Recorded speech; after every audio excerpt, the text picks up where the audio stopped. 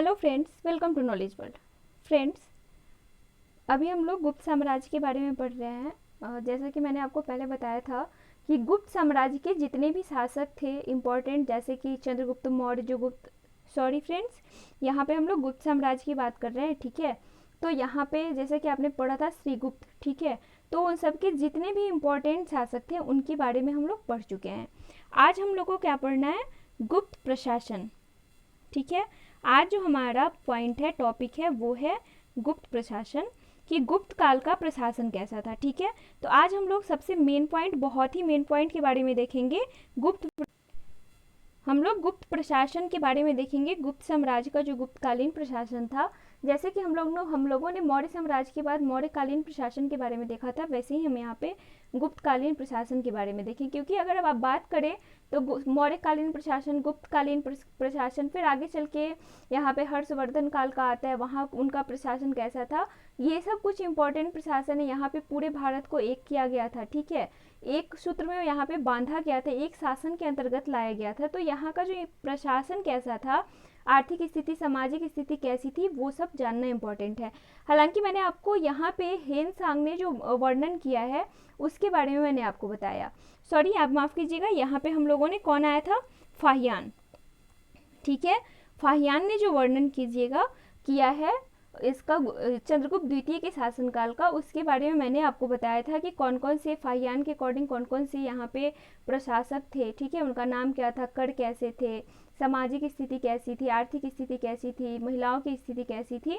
लेकिन आज हम लोग एक राजा के द्वारा जो शासन स्थापित किया गया था पूरे भारत में, वहाँ का प्रशासन कैसा था, वहाँ के बारे में देखते हैं। चलिए फिर स्टार्ट करते हैं। यहाँ पे जो आपका टॉपिक है फ्रेंड्स, गुप्तकालीन प्रशासन पद्धति। इसके पहले हम लोगों ने जितने भी टॉपिक पढ़े हैं वो इम्पोर्टेंट जो शासक हुए हैं उनके बारे में पढ़े हैं, ठीक है। चलिए देखिए यहाँ पे क्या है। गुप्त साम्राज्य की शासन व्यवस्था जो थी वो राजतंत्रात्मक थी, और यही कहना किसका था? फाहियान का भी कहना था। क्योंकि यहाँ पे राजतंत्रात्मक क्यों थी फ्रेंड्स? क्योंकि कोई भी राजा बनता था वो राज परिवार से ही बनता था, एक के बाद एक, यानी कि कोई राजा बना उसके बाद उनका पुत्र, ठीक है। राजा यहाँ पे खुद बनते थे। राजतंत्र लोकतंत्र में यही डिफरेंस होता है फ्रेंड्स, कि लोकतंत्र में जो हमारे जो शासक होते हैं वो प्रजा के द्वारा चुन के जाते हैं, लेकिन राजतंत्रात्मक व्यवस्था जो होती है उसमें ऐसा नहीं होता है। राजपद वंशानुगत था, ये मैंने अभी आपको बताया, लेकिन राजगद्दी हमेशा ज्येष्ठ पुत्र को नहीं मिलती थी, ठीक है। ये पॉइंट भी इम्पोर्टेंट है, क्योंकि आपने देखा है कि आप समुद्रगुप्त के टाइम पे देख लो, ठीक है। समुद्रगुप्त के टाइम पे देख लो कि चंद्रगुप्त प्रथम के वो ज्येष्ठ पुत्र नहीं थे, यानी कि बड़े पुत्र नहीं थे, लेकिन फिर भी चंद्रगुप्त प्रथम ने क्या किया? समुद्रगुप्त को उनकी योग्यता के आधार पे उत्तराधिकारी नियुक्त कर दिया था। कुछ वैसा ही हुआ था, समुद्रगुप्त ने चंद्रगुप्त द्वितीय को उत्तराधिकारी नियुक्त कर दिया। तो यहाँ पे कहने का ये मतलब है कि जरूरी नहीं था कि जो ज्येष्ठ पुत्र यानी कि जो बड़ा पुत्र हो वही शासक बने। गुप्त साम्राज्य में बड़े छोटे की कोई बात नहीं थी, यहाँ पे योग्यता के आधार पे शासक चुने जाते थे। और इसलिए गुप्त साम्राज्य को जो इतने योग्य शासक आए हैं कि गुप्ता डायनेस्टी को, गुप्त साम्राज्य को स्वर्ण युग के नाम से यहाँ पे जाना जाता है, ठीक है। गुप्त साम्राज्य की राजधानी पाटलिपुत्र थी। गुप्त राजाओं ने प्रांतीय एवं स्थानीय शासन की पद्धति चलाई थी, ठीक है। प्रांतीय का मतलब क्या हुआ फ्रेंड्स? स्टेट वाले, ठीक है। यहाँ पे आगे हम लोग को दिखेगा। राज्य कई भुक्तियों अर्थात प्रांतों में, यानी कि यहाँ पे जो स्टेट है, जैसे कि पूरा भारत देश है, यहाँ पे 28 स्टेट्स है, वैसे ही उस टाइम जो राजा थे वो स्टेट्स में अलग अलग स्टेट्स के, जैसे कि यहाँ पे सीएम है जो शासन करते हैं, ठीक है, वैसे ही वहाँ पे नियुक्त किए जाते थे। जिसका प्रभारी कौन होता था? देखिए, प्रांतों में विभाजित था, और हर भुक्ति का प्रभारी जो होता था वो उपरिक होता था, ठीक है। यानी कि जो स्टेट के जो हेड होते थे उनको क्या बोलते थे? उपरिक बोलते थे। तो यहाँ पे पॉइंट आपको ध्यान में रखना है, आपसे पूछा जाएगा एग्जाम में कि गुप्त साम्राज्य के जो हेड होते थे उनको क्या बोलते थे, यानी कि कौन, जैसे कि यहाँ पे सीएम होते हैं वैसे ही हम लोग चीफ मिनिस्टर बोलते हैं, ठीक है, मुख्यमंत्री है हमारे राज्य के। वैसे उस समय जो प्रांत यानी कि जो स्टेट होते थे उनके हेड को सीएम नहीं बोल के उपरिक बोला जाता था।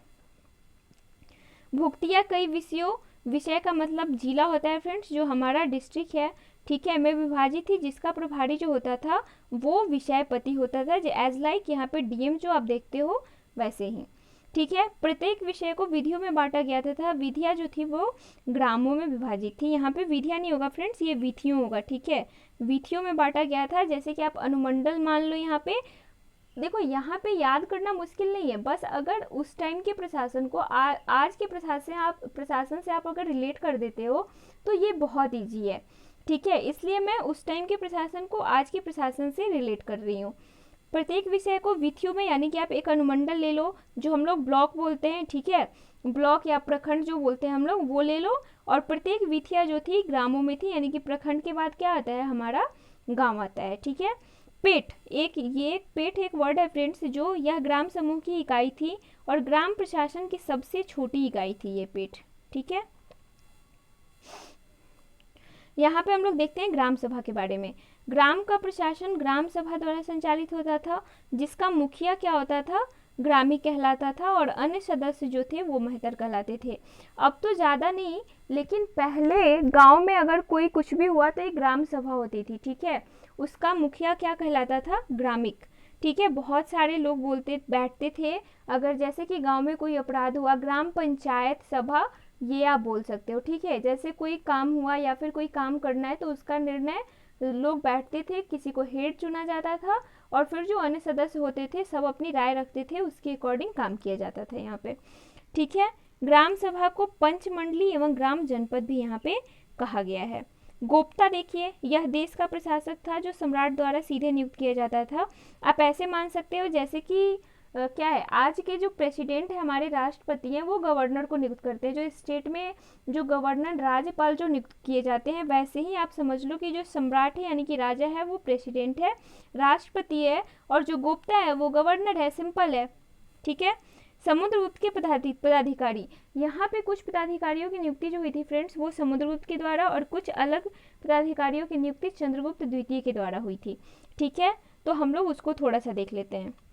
समुद्रगुप्त के पदाधिकारी कौन थे, चलिए देखते हैं। संधि विग्रहक, ये मैंने आपको बताया था, संधि व युद्ध का मंत्री। कुमारा मत, ये गुप्त साम्राज्य के सबसे बड़े अधिकारी थे। खाद्य पाकिका, ये राजकीय भोजनालय का अध्यक्ष थे। ये महादंडनायक न्यायाधीश थे ये, ठीक है। तो आप देख रहे हो जैसे कि यहाँ पे देखो, संधि विग्रहक, संधि एवं युद्ध का मंत्री, उसको बस आज रक्षा मंत्री नाम दे दिया गया है, ठीक है। कुमारा माथे देख लो, गुप्त साम्राज्य के सबसे बड़े अधिकारी। यहाँ पे क्या है, IAS IPS जो लोग बनते हैं वहाँ पे उनको सबसे बड़े अधिकारी के रूप में जाना जाता है। खाद्य पाकिका, ये देख लो क्या है, राजकीय भोजनालय का अध्यक्ष, यानी कि जो भी हमारे खाद्य उपभोक्ता मंत्री होंगे बस उनको समझ लो कि उस टाइम खाद्य पाकिका बोलते थे, ठीक है। यहाँ पे महादंडनायक, जो न्यायाधीश है, जो आज हम लोग जज बोलते हैं, उनको उस टाइम पे महादंडनायक बोला जाता था। ध्रुवाधिकरण, ठीक है, यहाँ पे भूमि कर वसूलने वाले प्रमुख अधिकारी थे, यानी कि इनकम टैक्स ऑफिसर। चलिए अब हम लोग देखते हैं चंद्रगुप्त द्वितीय के भी कुछ पदाधिकारी थे, उनके बारे में। उपरिक, ये मैंने आपको बताया है, ये प्रांत के राज्यपाल होते थे, ठीक है। कुमारा मत प्रशासनिक अधिकारी होते थे, जैसे कि DM है, SP है, या फिर आगे जो भी प्रशासनिक अधिकारी होते हैं उनको कुमारा मत बोला जाता था चंद्रगुप्त द्वितीय के टाइम पे। दंडपासिक, यहाँ पे दंडपासिक पुलिस विभाग का प्रधान था। महादंड नायक जो होते थे फ्रेंड्स, यहाँ पे मुख्य न्यायाधीश के रूप में जाने जाते थे, जैसे कि आज हम लोग जानते हैं, जैसे कि चीफ जस्टिस ऑफ इंडिया है, ठीक है, CJI जिनको बोलते हैं, एक मुख्य न्यायाधीश है सुप्रीम कोर्ट के, ठीक है। हाई कोर्ट में भी एक मुख्य न्यायाधीश के रूप में न्यायाधीश नियुक्त होते हैं, तो ऐसा यहाँ पे है। तो उस टाइम मुख्य न्यायाधीश जो नियुक्त किए जाते थे उनको महादंड नायक बोला जाता था। बलाधिकृत सैन्य कोष का अधिकारी, महाप्रतिहार, मुख्य दवारिक, ठीक है। गुप्तकाल सैन्य संगठन, सम्राट ये सेना का अध्यक्ष होता था। युवराज जो है वो सम्राट के युद्ध वृद्ध होने पे, ठीक है, यानी कि सम्राट अगर हमारा वृद्ध हो गए, जो सम्राट थे हमारे अगर वो वृद्ध हो गए हैं तो युवराज जो थे वो सम्राट के वृद्ध होने पे सेना के अध्यक्ष की जो अध्यक्षता थी वो युवराज करते थे, ठीक है। और सम्राट, जैसे कि आज हमारे प्रेसिडेंट जो हैं वो तीनों सेना के हेड हैं, वैसे ही गुप्त काल में जो सम्राट होते थे वो सेना के अध्यक्ष कहे जाते थे। सिंपल है बिल्कुल। यहाँ पे जो थी वो सेना कई भागों में विभाजित थी। चलिए देखते हैं किस किस भाग में। पहला है गज सेना, ठीक है। गज सेना का जो प्रधान था वो क्या था, महापिलपति कहलाता था, महापिलपति, ठीक है। अश्वसेना, इसका प्रधान तो आपको पता होगा, महाअश्वपति या फिर भटाश्वपति, ठीक है। रंडा, क्या है, रणभाण्डाधिकृति, ठीक है, ये सैन्य कार्य में आने वाली सामग्री की व्यवस्था एवं पूर्ति से संबंधित कर्मचारी होते थे। ये रणभाण्डाधिकृति, ये नाम बस आप याद रखेंगे। गुप्तकालीन सामाजिक जीवन, अब हम लोग प्रशासनिक जीवन से कहाँ चल रहे हैं फ्रेंड, सामाजिक जीवन में। चलिए देखते हैं कि गुप्तकालीन सामाजिक जीवन कैसा था, क्या आज के जैसा था या फिर उस टाइम पे कुछ अलग था। यहाँ पे चलिए देखते हैं। यहाँ पे देखिए, गुप्त युग में भारतीय समाज जो था वो 4 वर्णों में विभक्त था, ब्राह्मण, क्षत्रिय, वैश्य एवं शूद्र, ये आज भी है, ठीक है। कायस्थ का सर्वप्रथम उल्लेख याज्ञवल्क्य की स्मृति तथा गुप्तकालीन अभिलेखों से प्राप्त होता है। यहाँ पे एक नई जाति उत्पन्न हुई थी कायस्थ की, ठीक है, उसका सबसे पहला उल्लेख याज्ञवल्क्य स्मृति और गुप्तकालीन अभिलेखों से प्राप्त होता है, ठीक है। तो आप देख रहे हैं जो वर्ण है, जो जातियां हैं वो आज से मिल रही हैं। गुप्त काल में शूद्रों की स्थिति में सुधार आया, उन्हें रामायण, महाभारत एवं पुराण सुनने का अधिकार यहाँ पे मिल जाता है। इसके पहले गुप्त काल में महिलाओं को और शूद्र जो थे उनको रामायण, महाभारत या फिर कुछ भी ऐसा होता था, पाठ किया जाता था, तो उनको सुनने का अधिकार बिल्कुल भी नहीं था। शूद्रों की पहचान यहाँ पे मुख्यतः कृषक के रूप में होने लगी।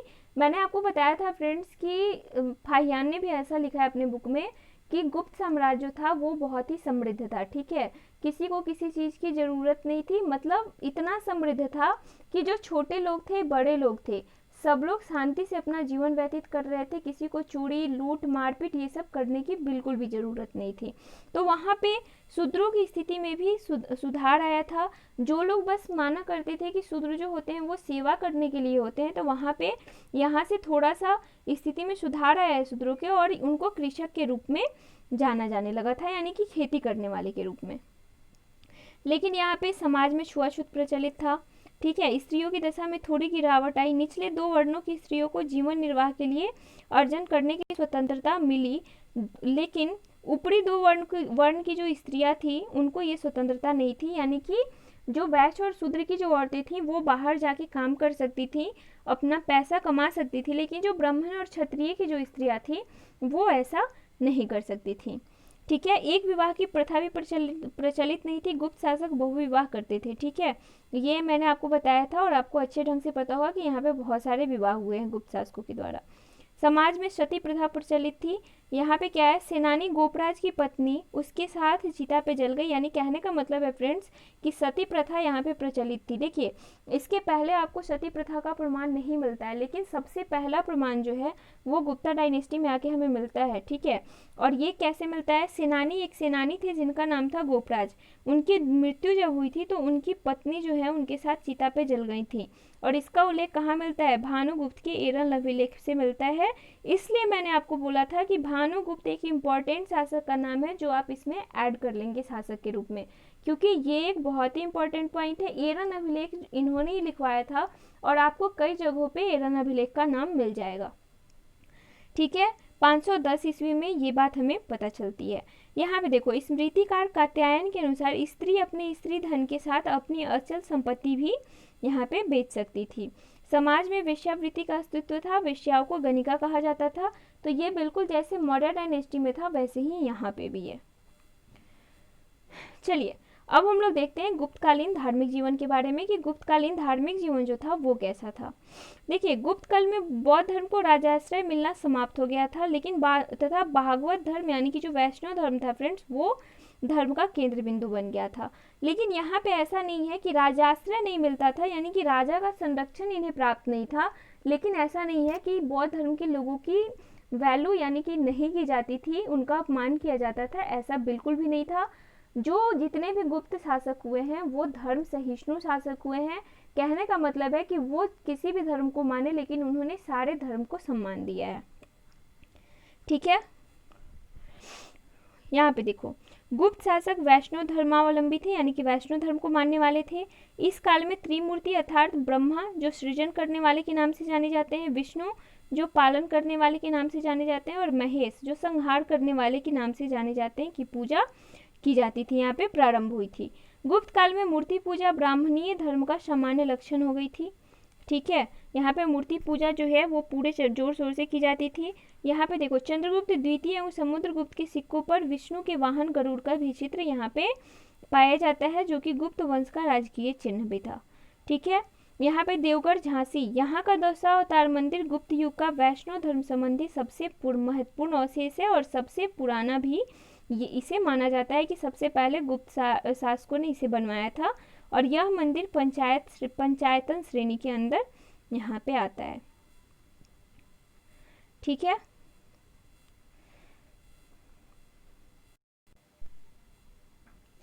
यहाँ पे गंगाधर अभिलेख में विष्णु को मधुसूदन कहा गया है। ठीक है, हरिहर के रूप में शिव को विष्णु के साथ दर्शाया गया है, जो वैष्णव शैव धर्म के समन्वय का प्रमाण था, यानी कि जो वहाँ के शासक थे गुप्त वंशीय शासक, वो वैष्णव और शैव धर्म भगवान शिव और भगवान विष्णु दोनों को की पूजा किया करते थे या फिर दोनों को माना करते थे। ठीक है, गुप्त युग में मथुरा व वल्लभी में जैन सभाओं का आयोजन भी हुआ था यहाँ पे। ठीक है, तो ये कुछ इंपॉर्टेंट पॉइंट्स थे आपके धार्मिक जीवन से जुड़े हुए जो गुप्त काल में यहाँ पे दिखाए गए हैं। अब हमें क्या देखना है, गुप्तकालीन आर्थिक जीवन के बारे में। ठीक है, अब हमें जो देखना है वो गुप्तकालीन आर्थिक जीवन के बारे में यहाँ पे देखना है। चलिए तो देखते हैं। यहाँ पे देखिए, गुप्तकालीन मुद्राएं एवं अभिलेख जो है वो तत्कालिक आर्थिक समृद्धि को दर्शाते हैं, क्योंकि वहाँ की मुद्राएं इतनी अच्छी थी।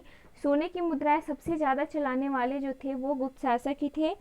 ठीक है, और अभिलेख जो है उन पे लिखा गया है, जो अभिलेख है जैसे कि आप प्रयाग प्रशस्ति देख लो, ठीक है, चंद्रगुप्त का देख लो, वहाँ पे महरौली जो स्तंभ लेख है, तो इन लोगों का वर्णन जो किया गया है उसके अकॉर्डिंग गुप्त काल जो था हर तरह से सुखी समृद्ध था। वहाँ पे कृषि मूलक अर्थव्यवस्था, व्यापार, विकसित उद्योग धंधे गुप्तकालीन समृद्धि के यहाँ पे कारण थे। भूमि में अगर देखें तो इस काल में 5 प्रकार की भूमि का उल्लेख किया गया है। कौन कौन सी? पहली है क्षेत्र भूमि, जिसे कृषि योग्य भूमि कहते हैं। दूसरी वास्तु भूमि, जिसे रहने योग्य भूमि कहते हैं। तीसरी जो है वो चारागाह भूमि, जिसे पशुओं के चारा योग्य भूमि यहाँ पे कहते हैं। तो ये जो पॉइंट है फ्रेंड्स कि भूमि वाला, यहाँ से हमेशा क्वेश्चन पूछा जाता है और आप इसे ध्यान में भी रखेंगे। ठीक है, तो ये हो गए 3, अब 2 और बचे हैं, उसको हम लोग यहाँ पे आप देखो खील भूमि। ठीक है, जो भूमि जोतने योग्य नहीं हो उस भूमि को खील भूमि कहा जाता था गुप्ता काल में। अप्रहत भूमि, बिना जोती गई यहाँ पे जंगली भूमि थी। ठीक है, कर व्यवस्था देखिए, आय का मुख्य स्रोत भू राजस्व होता था। ठीक है, आय का जो मुख्य स्रोत था वो भू राजस्व होता था। कर जो था 1/4 से 1/6 भाग तक यहाँ पे लिया जाता था। लेकिन अगर आपसे एग्जाम में पूछा जाए कि कितना कर लिया जाता था, एक बार बीपीएससी में प्रीवियस ईयर क्वेश्चन में आया हुआ है फ्रेंड्स कि गुप्ता काल में कर की कैसे कंडीशन थी, कितना लिया जाता था, 1/4, 1/5, 1/6। तो आयोग ने जो आंसर माना है वो 1/6 भाग को यहाँ पे कर माना है। तो अगर आपके एग्जाम में आता है तो आप ऐसे 1/6 ही आंसर लगाएंगे, क्योंकि जो हमारी जो आयोग है या फिर कोई भी अदर एग्जाम है तो वहाँ से जो आंसर आ रहा है हमें वही मानना पड़ेगा। ठीक है, गुप्तकालीन आर्थिक शब्दावली को देखते हैं क्या क्या थी। देखिए यहाँ पे भाग, ये राजा को भूमि उत्पादन से प्राप्त होने वाला हिस्सा था। भोग जो था वो राजा को उपहार स्वरूप दिया जाता था यहाँ पे। उदरंग अस्थायी काश्तकारों के लिए था ये। ऊपरी कर अस्थायी कृषकों के लिए। हिरण्य क्या बोलते थे फ्रेंड्स, जो आज हम लोग क्या रखते हैं, नकद जो रखते हैं, ठीक है, नकद के रूप में लिया जाने वाला कर था ये। विष्टि निःशुल्क या बेगार श्रम था। दिनार जो थी वो स्वर्ण मुद्राएं थी। अग्रहार मंदिरों एवं ब्राह्मणों को दान में दी जाने वाली यहाँ पे भूमि थी। तो ये भी आपके लिए इम्पोर्टेंट पॉइंट है। ध्रुवाधिकरण, भूमि कर संग्रह करने वाला अधिकारी। सार्थवाह, व्यापारिक कार्यों का नेतृत्व करने वाला ये अधिकारी था। चलिए आगे देखते हैं। गुप्त काल में व्यापारियों तथा शिल्पियों के 4 संगठन थे। कौन कौन से? निगम, पूग, गण तथा श्रेणी। ये 4 संगठन थे व्यापारियों तथा शिल्पकारों के। ठीक है, आगे देखिए, श्रेणी के प्रधान को ज्येष्ठक यहाँ पे कहा जाता था। सिंचाई के लिए राहत या घटयंत्र का प्रयोग होता था। भूमि संबंधी विवादों को निपटाने वाले अधिकारी को क्या कहते थे? न्यायाधिकरणी। ठीक है, कर्णिक व महाछपटलिक नामक पदाधिकारी भूमि आलेखों को सुरक्षित रखने का कार्य यहाँ पे किया करते थे। अब हम लोग थोड़ा सा देखते हैं प्रमुख बंदरगाह की तरफ, क्योंकि यहाँ से हमेशा क्वेश्चन आते रहे हैं। मौर्य काल के जो इम्पोर्टेंट बंदरगाह है वहाँ से, या फिर आप यहाँ पे देखो तो यहाँ से भी गुप्ता डायनेस्टी के कौन कौन से इम्पोर्टेंट बंदरगाह से थे, कहाँ कहाँ से व्यापार किया जाता था, यहाँ से हमेशा क्वेश्चन यहाँ पे आते रहे हैं। चलिए, पूर्वी भारत में ताम्रलिप्ति और घंटसाला ये बंदरगाह का नाम है, यानी कि ताम्रलिप्ति बंदरगाह और घंटसाला ये पूर्वी भारत की बंदरगाह थे। पश्चिमी भारत की तरफ अगर हम लोग देखें तो भृगु कक्ष, भड़ौत, सोपारा, कल्याण, भृगु भृगु कक्ष जो है इसका आज का नाम भौरोच है दोस्तों। और यहाँ पे सोपारा कल्याण, ठीक है, सोपारा और कल्याण ये पश्चिमी भारत के बंदरगाह थे। और उज्जैन जो था वो गुप्त काल में व्यापार का मुख्य केंद्र हुआ करता था, और चंद्रगुप्त द्वितीय ने उज्जैन राजधानी अपनी बनाई भी थी। ठीक है, तो ये इंपॉर्टेंट पॉइंट है, आप इसे ध्यान में रखेंगे। यहाँ पे हम लोग देखते हैं गुप्त युग में वैज्ञानिक प्रगति के बारे में। चलिए देखते हैं क्या क्या हुआ था। गुप्त काल में आर्यभट्ट यहाँ पे प्रसिद्ध गणितज्ञ के रूप में जाने जाते हैं। ठीक है, अपनी पुस्तक आर्यभट्टीय, यानी कि सिंपल है, आर्यभट्ट ने कौन सी पुस्तक लिखी, आर्यभट्टीय। उन्होंने पृथ्वी को यहाँ पे गोल बताया था और उसकी परिधि का यहाँ पे सही अनुमान लगाया था। दासगीतिक सूत्र की बात करें एवं आर्याष्टक, ये बुक का नाम है, तो आर्यभट्ट की ही अन्य रचनाएं हैं, यानी कि आर्यभट्टीय, दासगीतिक सूत्र, ठीक है, आर्याष्टक शतक, ये सब किसकी रचनाएं हैं, आर्यभट्ट की। आर्यभट्ट ने आर्यभट्टीय में दशमलव प्रणाली का भी वर्णन किया है। यहाँ पे वराहमिहिर ने अपने ग्रंथ पंच सिद्धांतिका में 5 प्राचीन सिद्धांतों, जैसे कि चलिए देखते हैं यहाँ पे पैतामह, रोमक, पोलिस, वशिष्ठ तथा सूर्य का निरूपण यहाँ पे किया है। ब्रह्मगुप्त जो प्रसिद्ध गणितज्ञ थे, उन्होंने ब्रह्म सिद्धांत की रचना की थी। ठीक है, तो जैसे कि आर्यभट्ट हो गए, यहाँ पे ब्रह्मगुप्त हो गए, ये क्या है, प्रसिद्ध वहाँ पे गणितज्ञ थे। वराहमिहिर की आप बात कर ले, ये भी बहुत बड़े विद्वान थे। सुश्रुत आयुर्वेदिक चिकित्सा के क्षेत्र में महत्वपूर्ण अनुसंधान इन्होंने किए थे। ये भी क्वेश्चन आता है एग्जाम में कि सुश्रुत, ठीक है, ये भी नाम आपके लिए इंपॉर्टेंट है। धन्वंतरी, जिन्हें भारतीय आयुर्वेद का इनको पिता कहा जाता था, ये भी चंद्रगुप्त द्वितीय के दरबार में रहने वाले चिकित्सक थे। यानी कि अगर आप देखोगे तो एक तो 9 विद्वान, 9 रत्न जिनके नाम से जो जाने जाते हैं 9 विद्वान, वो चंद्रगुप्त द्वितीय के दरबार में रहा करते थे। इसके अलावा चंद्रगुप्त द्वितीय के टाइम पे बहुत सारे ऐसे विद्वान भी हुए हैं, वैज्ञानिक भी हुए हैं, जिन्होंने पृथ्वी के बारे में या फिर आयुर्वेद के बारे में बहुत सारी चीज़ें, यानी चिकित्सा के क्षेत्र में देखें, साइंस के क्षेत्र में देखें, हर क्षेत्र में यहाँ पे विकास हुआ है। तो आप सोच ही सकते हो कि क्यों इसे स्वर्ण युग माना जाता है। इसके अलावा यहाँ पे भास्कर ने 3 ग्रंथों की भी रचना की थी। चलिए देखते हैं, महाभास्कर, लघु भास्कर और भाष्य। ठीक है, लाट देव को सूर्य सिद्धांत का गुरु कहा जाता है। तो ये कुछ इंपॉर्टेंट पॉइंट है आपके लिए। और यहाँ पे गुप्तकालीन कला की अगर बात की जाए तो कला के क्षेत्र में गुप्त काल अपनी उत्कृष्टता की चरम सीमा पे पहुंच गया था। वो कैसे, देखते हैं। इस काल में मंदिर वास्तुकला के सर्वोत्तम उदाहरण है। इसमें शिखर युक्त मंदिर, जो मैंने आपको बताया कि देवगढ़ झांसी जो पंचायतन श्रेणी का मंदिर है, वो सबसे ज़्यादा यहाँ पे इम्पोर्टेंट माना जाता है और सबसे प्राचीन भी माना जाता है।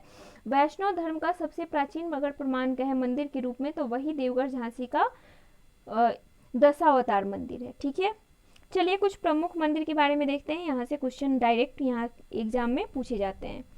प्रमुख मंदिर में देखते हैं, धम्मेक स्तूप, ये सारनाथ उत्तर प्रदेश में पड़ता है।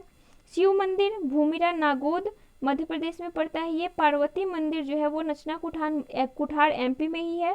दशावतार मंदिर ये मैंने आपको बता दिया है, देवगढ़ झांसी में है। ये भीतर गांव मंदिर ये कानपुर उत्तर प्रदेश में है। विष्णु मंदिर उदयगिरी विदिशा में है। ठीक है, कुछ और मंदिर हैं। शिव मंदिर अहिछत्र बरेली उत्तर प्रदेश। लक्ष्मण मंदिर सिरपुर खास ईंटों से निर्मित।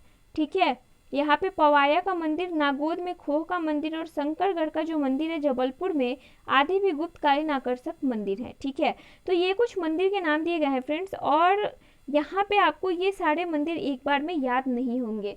तो आपका काम क्या है कि आप वीडियो को 2 बार रिपीट कीजिए, 3 बार रिपीट कीजिए और इस पॉइंट को बार बार सुनिए, तो आपको जल्दी ही आप देखोगे कि आपको बहुत जल्दी याद हो गया। ठीक है, चलिए गुप्त काल में चित्रकारी भी अपने वैभव, गौरव तथा तकनीक की चरम सीमा पे पहुंच गई थी। वो कैसे, हम लोग देखते हैं।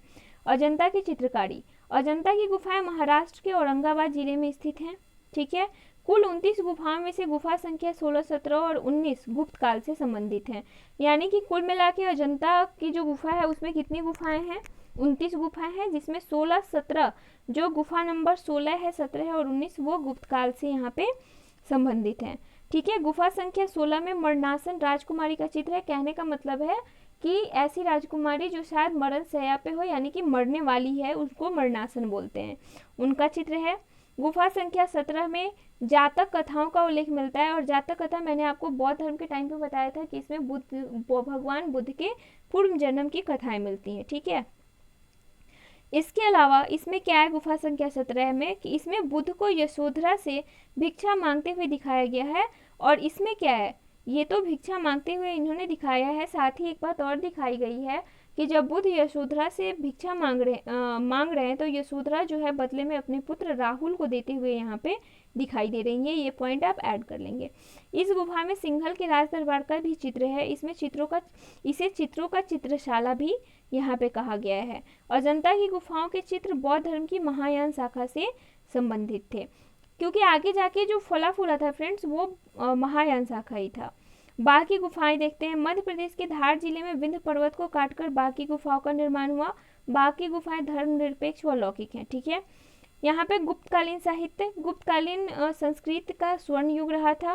कालिदास जो चंद्रगुप्त द्वितीय के दरबार में रहते थे, संस्कृत भाषा के सबसे प्रसिद्ध कवि हुए तथा इन्हें भारत का शेक्सपियर भी कहा जाता है। ठीक है, तो ये आपके लिए एक वीवी पॉइंट है। एक तो संस्कृत का स्वर्ण युग, ठीक है, इसके अलावा जो भारत की राजनीतिक स्थिति हो, सामाजिक स्थिति हो, आर्थिक हो, वहाँ का भी स्वर्ण युग ये कहा जाता है। और कालिदास को भारत का शेक्सपियर कहा जाता है, और ये एक बच्चा भी जानता होगा। ठीक है। याज्ञवल्क्य की स्मृति, कात्यायन स्मृति, बृहस्पति स्मृति और पराशर स्मृति की रचना गुप्तकाल में हुई थी। मंदसौर प्रशस्ति की रचना वत्स भट्टी ने यहाँ पे की थी। कुछ अन्य लेखक हैं और उनकी रचनाएं हैं, उसके बारे में हम लोग देखते हैं। चलिए, कालिदास की कुछ रचनाओं के बारे में जानते हैं। अभिज्ञान शकुंतलम, ऋतु संहार, मालिका अग्निमित्रम। ठीक है, मालविका अग्निमित्रम ये मैंने आपको बताया था सुंगवंश के टाइम पे भी कि कालिदास ने रचना की थी।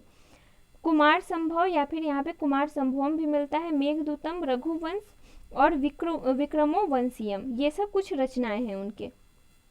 आगे भास है, स्वप्नवास वर्तम, कर्णभारम, चारुदत्तम। ठीक है, तो यहाँ से भी क्वेश्चन आता है। सबसे इंपॉर्टेंट ये वाला है, ये जो बुक का नाम है स्वप्नवास दत्तम, ये सबसे इंपॉर्टेंट है फ्रेंड्स, इसे आप कम से कम ध्यान में रखेंगे। विष्णु शर्मा की पंचतंत्र, ये सबको पता है।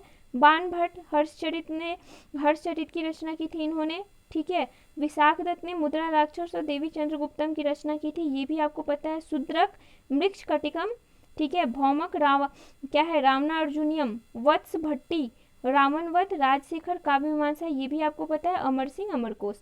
तो इसमें कुछ पॉइंट है जो आपको पता भी हैं, कुछ नहीं भी पता है, तो आप 2-3 बार, मैं आपको बताई हूँ कि 2-3 बार आप वीडियो को पॉज कीजिए, उसके बाद आप यहाँ पे रिपीट कीजिए बार बार, तो आपको ये सारे पॉइंट आसानी से याद हो जाएंगे। तो ये कुछ इंपॉर्टेंट पॉइंट थे फ्रेंड्स गुप्तकालीन प्रशासन से संबंधित, और मुझे उम्मीद है कि आप इतना भी अगर कर लेते हो तो आपके एग्जाम में क्वेश्चन नहीं छूटने वाले हैं, क्योंकि सारे जो पॉइंट्स हैं वो आपके एग्जाम को ध्यान में रखते हुए यहाँ पे दिए गए हैं, और इससे बाहर एग्जाम में कुछ भी नहीं आता है। ठीक है, हो सकता है आपसे क्वेश्चन कुछ घुमा के पूछ दिया जाए, तो मैं एंशिएंट हिस्ट्री जब खत्म होता है तो मैं क्वेश्चन आपको करवाऊंगी। ठीक है, मैं आपको क्वेश्चन करवाऊंगी और उसमें आपको आपके जो डाउट हैं वो बिल्कुल वहाँ पे क्लियर हो जाएंगे। तो चलिए, आज तक गुप्तकालीन प्रशासन, गुप्तकाल इसी के साथ समाप्त होता है फ्रेंड्स। आगे हम लोग जो देखेंगे वो क्या है, आफ्टर गुप्ता डायनेस्टी, यानी कि गुप्तोत्तर काल के बारे में हम लोग देखेंगे, जिसमें कुछ राजवंश अलग अलग भारत के अलग अलग हिस्से में कुछ राजवंश की उत्पत्ति होती है, उनके बारे में। फिर जो यहाँ पे इम्पोर्टेंट है हर्षवर्धन काल जो था, वर्धन वंश या फिर जिसे पुष्यभूति वंश के भी नाम से जानते हैं, वहाँ पे, ठीक है, उनके बारे में। तो प्लीज़ आपको मेरी वीडियो पसंद आ रही है तो लाइक कीजिए, शेयर कीजिए और सब्सक्राइब कीजिए। थैंक यू फ्रेंड्स, फिर मिलते हैं अगले क्लास के साथ।